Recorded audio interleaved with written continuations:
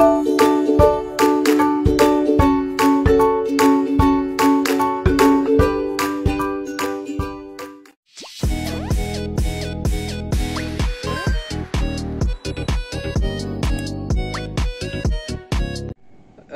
malam teman-teman semua. Hari ini kami akan membahas tentang tugas kelompok yang telah kami buat. Jadi untuk bagian latar belakangnya itu, kebijakan publik telah berkembang sejak zaman kuno hingga era modern, menyesuaikan diri dengan perubahan sosial, ekonomi, dan politik. Pada era Yunani dan Romawi kuno, pemikiran politik dari Plato dan Aristoteles serta sistem hukum seperti Codex Justianus menjadi dasar regulasi pemerintahan. Memasuki abad pertengahan, kebijakan publik didominasi oleh sistem feodalisme, dengan raja dan gereja Katolik berperan besar dalam perpajakan serta pengaturan ekonomi. Lalu pada era pencerahan membawa perubahan signifikan dengan munculnya gagasan hak individu dari Locke dan Hobbes yang menekankan pentingnya kebijakan yang adil bagi masyarakat. Revolusi industri mendorong lahirnya kebijakan perlindungan tenaga kerja akibat urbanisasi dan eksploitasi buruh seperti Factory Acts di Inggris dan New Deal di Amerika Serikat.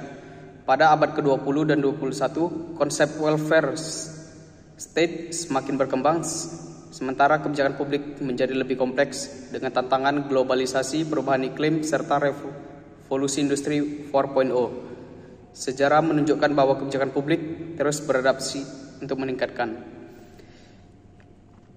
Lalu rumusan masalah, bagaimana sejarah perkembangan kebijakan publik dari zaman kuno hingga modern. Yang kedua, faktor apa saja yang mempengaruhi lahirnya kebijakan publik. Dan yang ketiga, bagaimana peran pemerintah dan masyarakat dalam kebijakan publik. Jadi pengertian kebijakan publik itu, yang pertama menurut William N. Dunn tahun 2017 mendefinisikan kebijakan publik sebagai suatu tindakan yang disengaja yang dilakukan oleh pemerintah untuk menangani masalah-masalah publik. Definisi ini menggarisbawahi aspek kesenjangan dan tujuan yang dicapai oleh kebijakan tersebut. Lalu yang kedua, menurut Anderson tahun 2011 memberikan definisi kebijakan publik sebagai suatu arah tindakan yang memiliki tujuan dan diikuti oleh seorang aktor. Selanjutnya, teori kebijakan publik. Yang pertama, teori rasional. Pembuatan kebijakan bertindak rasional dengan memilih opsi terbaik berdasarkan analisis manfaat dan biaya. Dunn 2017.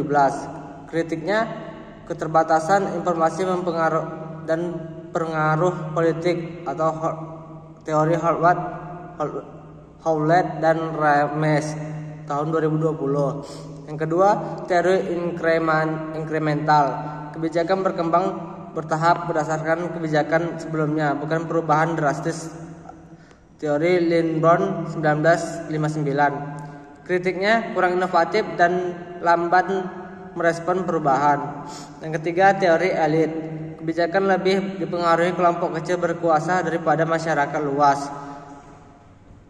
Day 2013. Kritiknya mengabaikan peran masyarakat dalam kebijakan.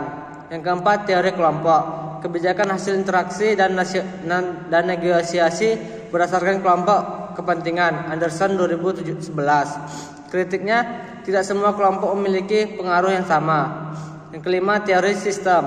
Kebijakan sebagai respon terhadap tuntutan masyarakat dalam sistem politik, menghasilkan output dan feedback. Eston 1965. Kritiknya deskriptif tanpa solusi konkret. Yang keenam, teori institusional.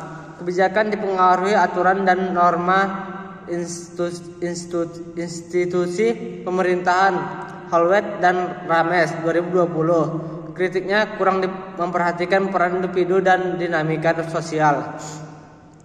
Selanjutnya, perkembangan awal konsep kebijakan ekonomi.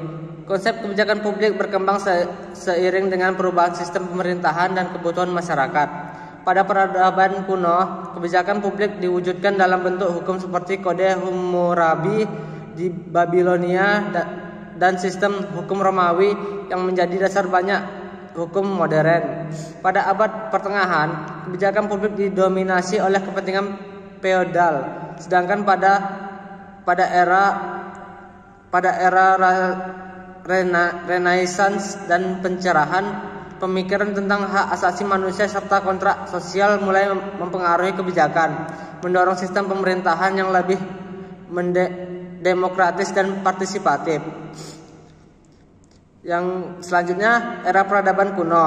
1. Kode Hammurabi 1954 sebelum Masehi.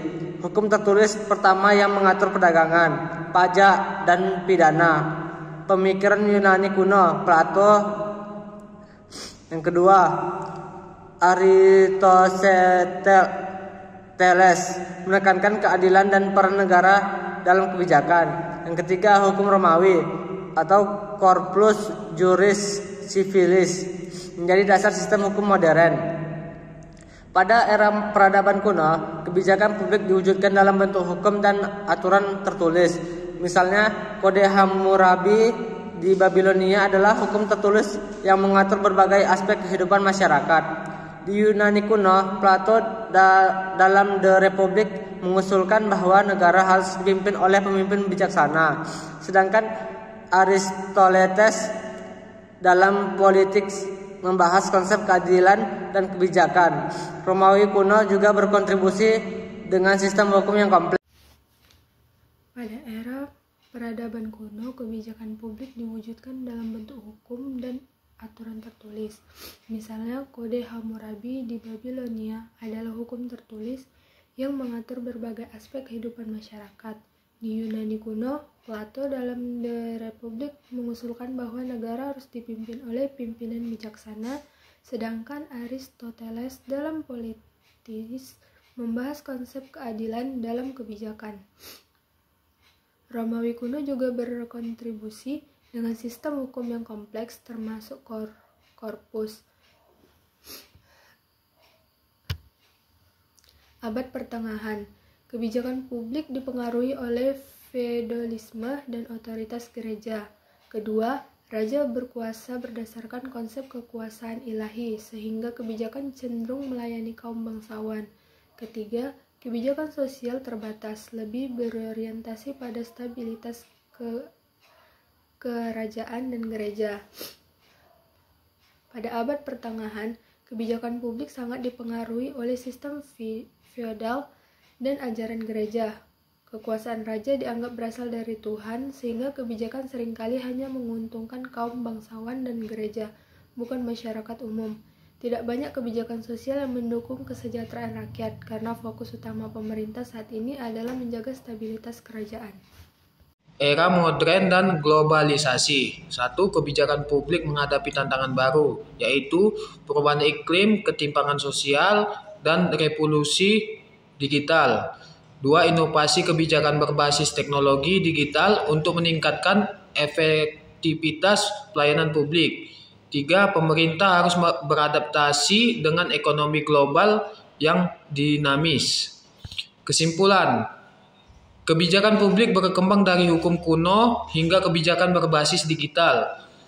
Sejarah menunjukkan bahwa kebijakan selalu berubah sesuai dinamika sosial dan ekonomi. Tujuan utama kebijakan publik tetap sama, menciptakan kesejahteraan bagi seluruh masyarakat. Penjelasan kesimpulan ini menegaskan bahwa kebijakan publik telah mengalami perkembangan panjang dari aturan hukum kuno hingga konsep modern yang lebih berbasis inovasi dan teknologi.